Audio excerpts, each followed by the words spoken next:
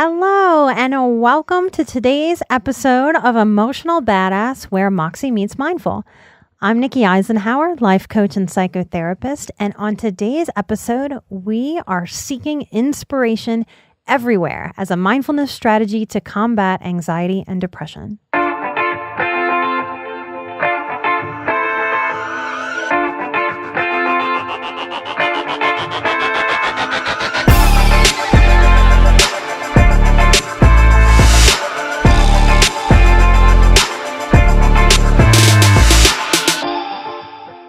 Many highly sensitive people and empaths have PTSD-like symptoms, and that makes us hypervigilant.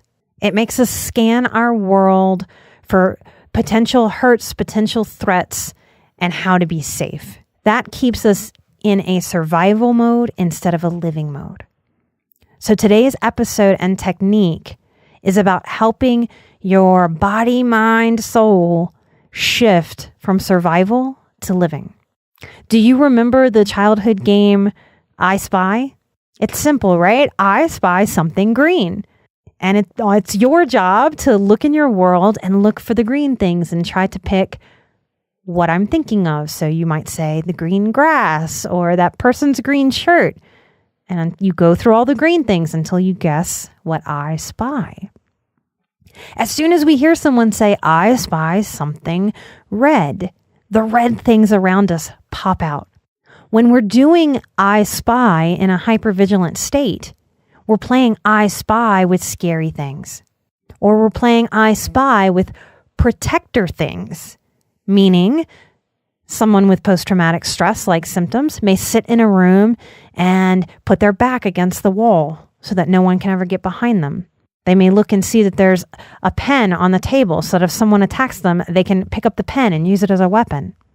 It keeps our system exhausted. It keeps us growing into adrenal fatigue that has us exhausted.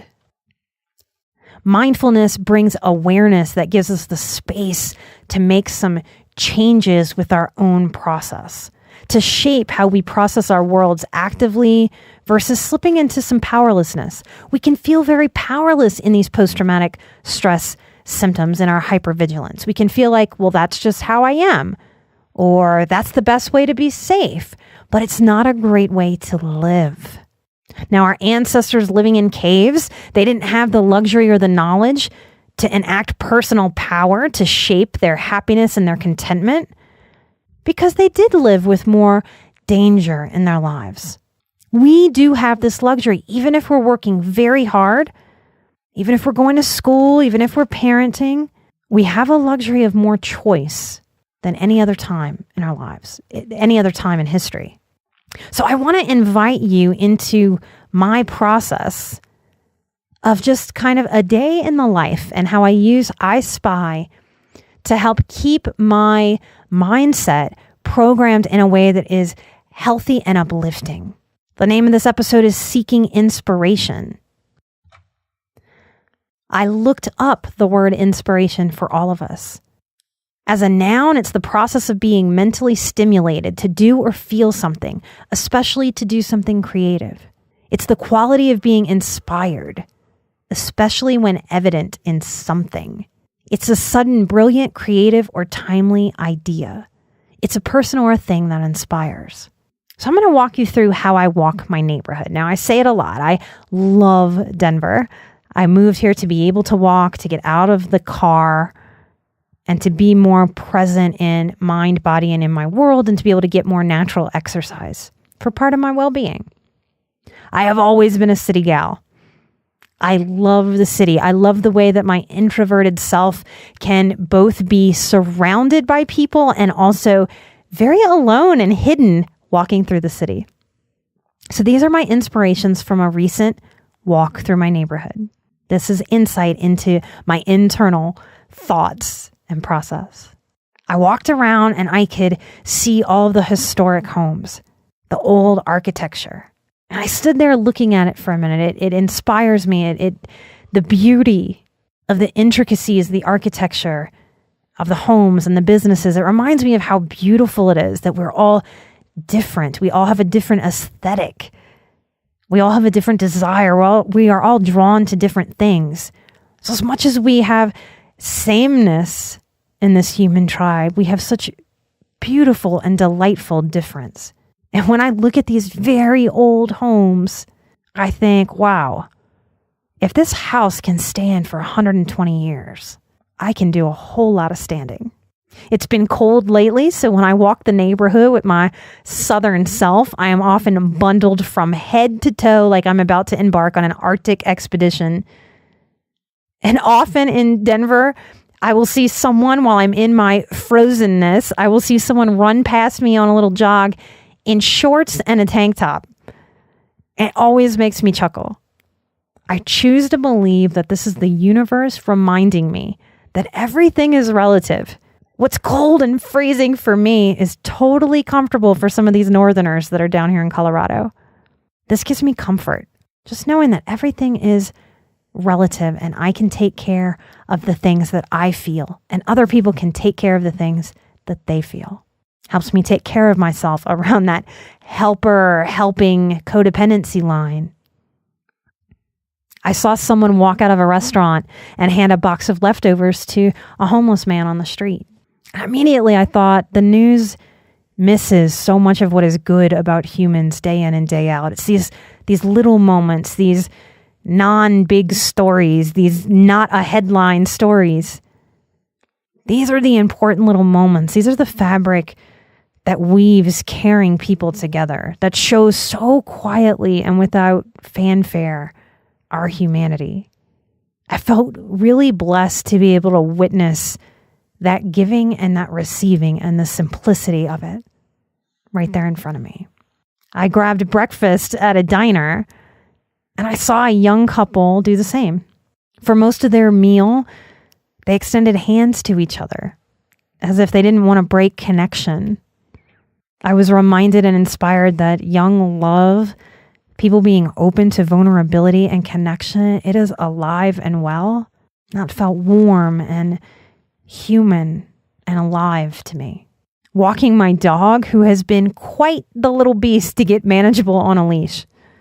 And he's been having more and more moments of not lunging at passersby, not jerking like a fish on a hook to go say hello to another doggo. And he's successfully saying quick Heidi hellos, sniff and goes to people and to other animals as we walk. And it fills me with a warmth because I have to sit there and reflect in that moment and know very deeply in all the cells of my being that all the moments that I felt exhausted with him, that I felt desperate and powerless and guilty when I'd watch him lunge at somebody and they'd recoil back. I know he's not dangerous, but they don't know. And having to face my own uncomfortableness with not being able to control. So many of our issues are just what we don't control, right? And that all this hard work, this consistency, these training classes I've brought him to, this school once a week, I've really dedicated to give him what he needs, which is also me giving me what I need. That in all the moments of, oh my gosh, are we just never going to get there? This is pointless. Why am I doing this? Am I spinning my wheels? Or is this really helpful?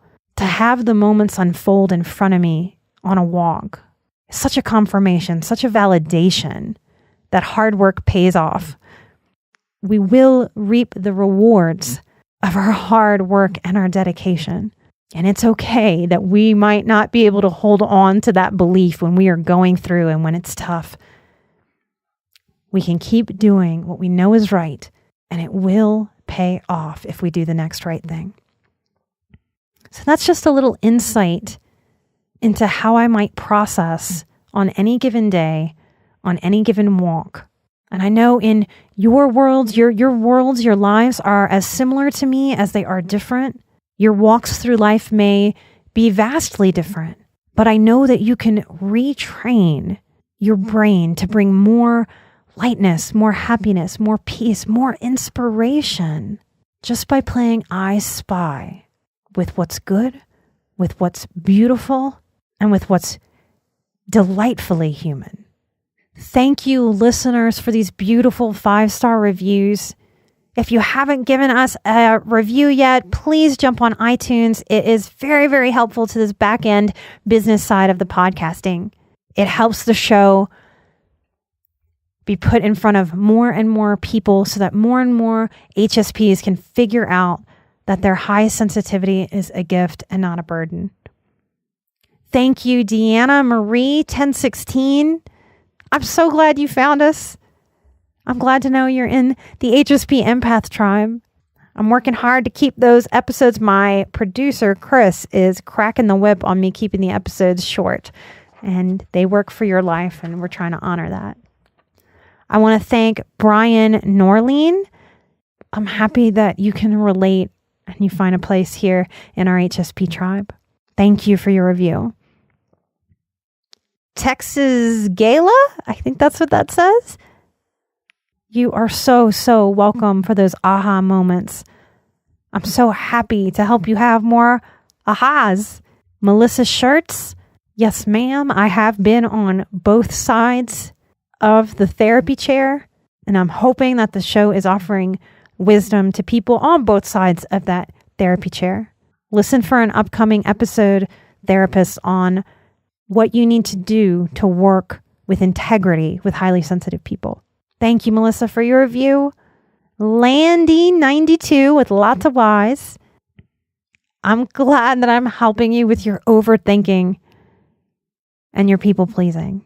When we can take great care of ourselves, that people pleasing, it falls into balance. I'm glad you're out there listening. Thank you all for these 5-star reviews. It really is helpful. Please keep them coming. I will share more shout outs on future episodes. Keep taking care of yourselves. We together are emotional badass where Moxie meets mindful. Until next time, bye-bye.